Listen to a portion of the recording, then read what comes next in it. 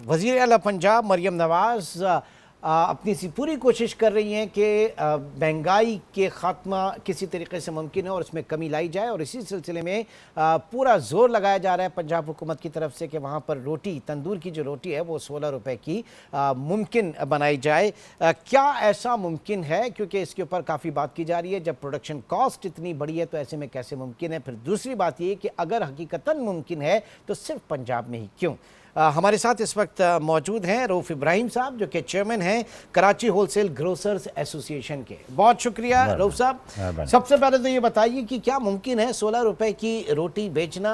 आटा इतना महंगा, आपकी बिजली इतनी महंगी, गैस इतनी महंगी। जी देखिए, ये मुमकिन है। कैसे? 1 किलो आटा लेंगे 122 रुपए का, जब आप उसको गूंदेंगे तो 1.5 किलो उसका वज़न हो जाएगा। 110 ग्राम से 115 ग्राम की रोटी 16 रुपए में बेच सकते हैं।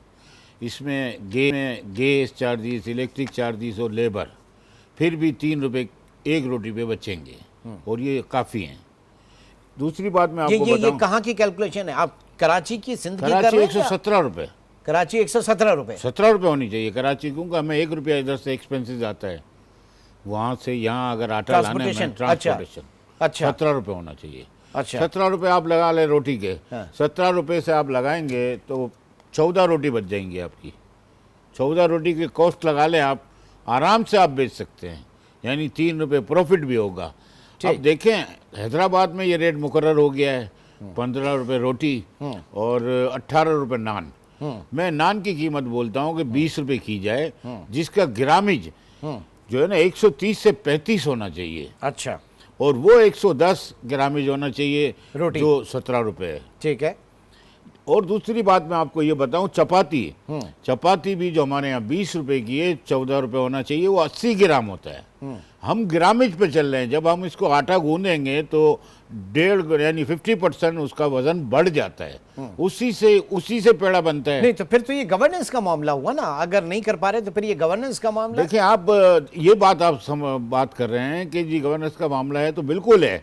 जब कमिश्नर की लिस्ट आज तक लगी हुई है 123 रुपए का आटा और 133 रुपए का फाइन आटा, अब ये बताएं कि उस पर मुनाफा कमा रहे हैं। चक्की का आटा आज तक 165 का बिकता है, हत्ता कि उसको 130 रुपए में बिकना चाहिए। कौन इम्प्लीमेंट करा रहा है? अब बताएं, 92 रुपये में आज 2.5 नंबर आटा हो चुका है और 122 रुपये में फाइन आटा हो चुका है। क्या अमल करा लिया? करोड़ों का डेली लूटमारी है। मैं तो कहता हूँ ये कमिश्नर लिस्ट जो जारी होती है, ये तो और कागज, बल्कि मुझे कहीं पे मैं गया और मैंने पूछा, ये तो कह रहे हैं सिर्फ एक काम होता है कि वो आते हैं और कुछ भी आप कर लें, किसी भी चीज़ के रेट के ऊपर फाइन करेंगे और अपनी जेबें भरेंगे और चले जाएंगे। ये होता है। तो और होना क्या है? आप क्या समझ रहे हैं कि आप मुझे बता दें, पूरे रमजान में रिटेल बेस पे क्यों छापे नहीं पड़े? मुझे आप बताएं, आटा सस्ता बेचना का मेरा जुर्म था।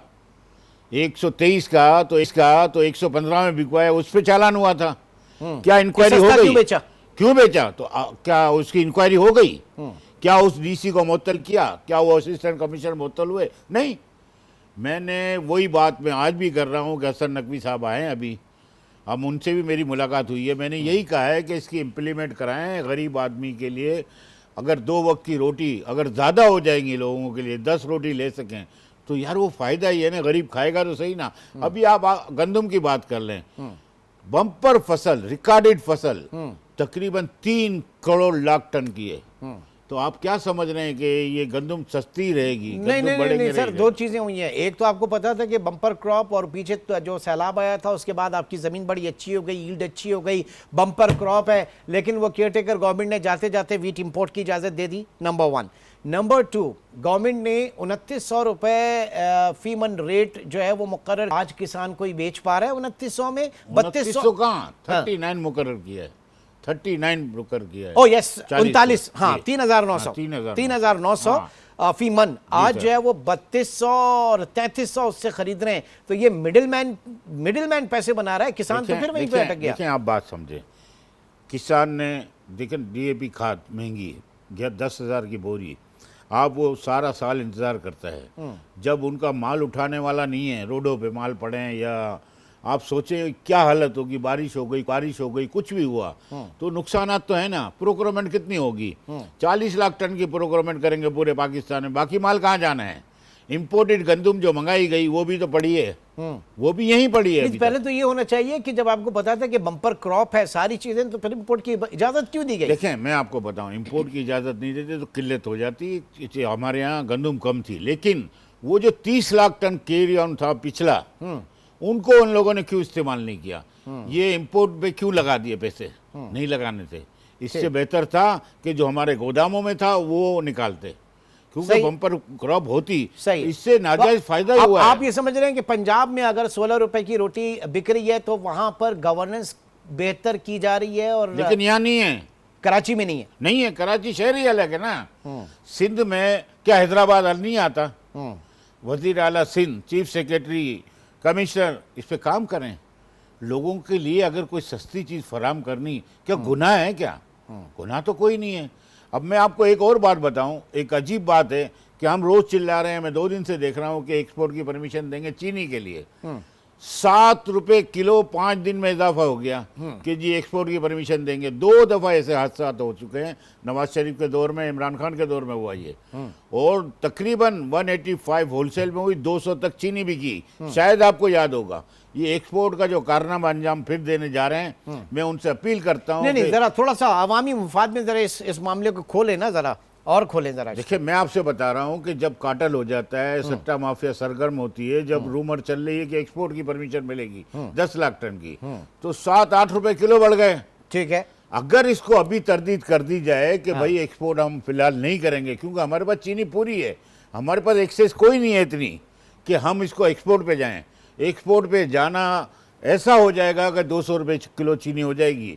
इसको फिल फॉर, मतलब आपके जो डोमेस्टिक कंजम्पशन है वो मुतासिर होगा, फिर आप एक वक्त आएगा फिर आप इंपोर्ट कर रहे होंगे, फिर करेंगे। 2 दफा ऐसा हुआ है। और वजीर आजम साहब को भी अभी सोच रहे हैं, और वजीर खुराक भी सोचे हैं कि भाई इस तरह के मामला ना करें, और ये चीनी के रेट और कम हो जाएंगे, खाली तरदीद कर दें कि हम एक्सपोर्ट नहीं कर रहे, तो ये काम सही हो जाएगा। देखें दालों में भी अभी आप देखें रेट बढ़े हैं, कुछ ग्रोसरीज के सारे आइटम बात कर रहा हूँ, चावल के रेट कम हुए हैं। जाहिर सी बात है, इम्प्लीमेंट कराने वाले इदारे रिटेल बेस पे तो कभी कुछ हुआ ही नहीं है। ये जो ब्यूरोक्रेसी है, इसके ऊपर जरा आ जाते हैं कि कितना इफेक्ट अगर पंजाब में हो रहा है, Maryam Nawaz as a chief minister वहाँ पे कर रही हैं, तो अकेले तो नहीं कर रही ना, पूरी इंतजामिया साथ है, ब्यूरोक्रेसी वहाँ पे साथ है, वो उसको वो कमिश्नर, डिप्टी कमिश्नर और ये सारा महकमा फूड, ये सब जो है उनके साथ यहाँ पर नहीं है ऐसा। देखें ब्यूरोक्रेट में 90% अच्छे लोग हैं, 10% की गर्दन से सरिया नहीं जाता। वो तो ऐसे बात करते हैं ताजिर रहनुमाओं से या ताजिर से भी कि ऐसा लगता है कि हम उनसे कुछ पैसे ले रहे हैं, बल्कि हम टैक्स पेयर लोग हैं। उनके लिए क्या सोचते हैं? कुछ भी नहीं है। वो तो ऐसा अछूत ही समझते मेरे हिसाब से। तो ब्यूरोक्रेट को भी सोचना चाहिए, जो 10% है वो भी, कि इम्प्लीमेंट कराने की सोचें, ऐसी कमरों में ना, बल्कि डीसीज, एसीज, मुख्तार कार सभी राउंड पे हों, तो अमल दरामद हो सकता है। वरना तो आज भी 133 रुपए की लिस्ट लगी हुई है। अच्छा, अब ये बताइए आगे आपको क्या लग रहा है? कमोडिटी प्राइसेस जो आटे से शुरू हो जाएं, दालों पे आ जाएं, तो आपका एक व्यू है, तो मैं क्या समझूं? देखिए मैं ये समझता हूं कि आटे में रेट कम होंगे। अच्छा, इसकी वजह है कि इतना माल वाकई नहीं कंट्रोल हो सकता, ये सेल आउट ही होता रहेगा। इसी तरह अगर किसी ने जखीरा भी किया तो वो इतना देर संभाल नहीं पाएगा। जखीरा अंदोज के किरदार को कैसे खत्म किया? मिडिल मैन जो है, देखिए मिडिल मैन का किरदार एक अलग है। देखिए वो जो किसान काम करता है, छोटा जमींदार, वो उधार लेता है। पहले बात समझें, डीएपी खाद उधार लेता है, पानी भी उनको समझो पैसे से ही मिलता है, बात ये भी समझ लें आप। ठीक है, तो जाहिर सी बात है उनके साथ क्या अंजाम होता है कि बड़े जागीरदार या मिडल मैन वो इससे नाजायज़ फ़ायदा उठाते हैं। जो ये गंदम 3100-3200 में नाजायज़ है, वो जिस तरह कर रहे हैं, मैं ये समझता हूँ कि वो गरीब लोगों के साथ जुल्म कर रहे हैं। ठीक है, बहुत बहुत शुक्रिया Haji Rauf Ibrahim, chairman Karachi wholesale grocers association, हमारे साथ मौजूद थे।